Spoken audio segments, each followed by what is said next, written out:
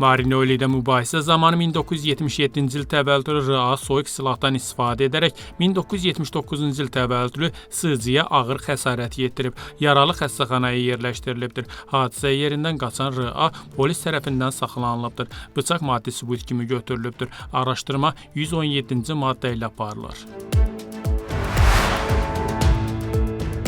Tbilisidə mübahisə zamanı 3 nəfər D.O., D.M. və K.M.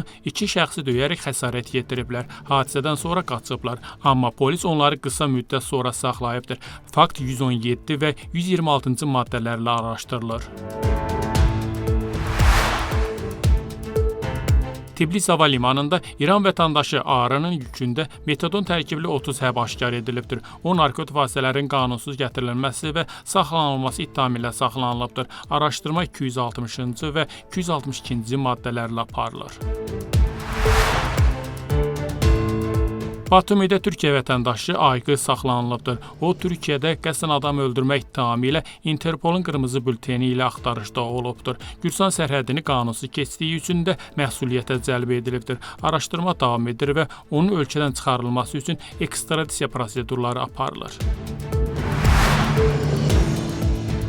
Milli Qida Agentliyi Tbilisidə Akashi Sakvev adlı ictimai yaşayış obyektində planlaşdırılmamış yoxlama keçiribdir. Nəticədə Hind mətbəxinə aid olan yaşayış obyektində sanitar gigiyen normalarının kobud şəkildə pozulduğu, istehsalçılara məlumat verilmədiyi və müəssisənin qeydiyyatssız fəaliyyət göstərdiyi müəyyən edilibdir. Qanun pozuntularına görə biznes operatoru cərimələnibdir.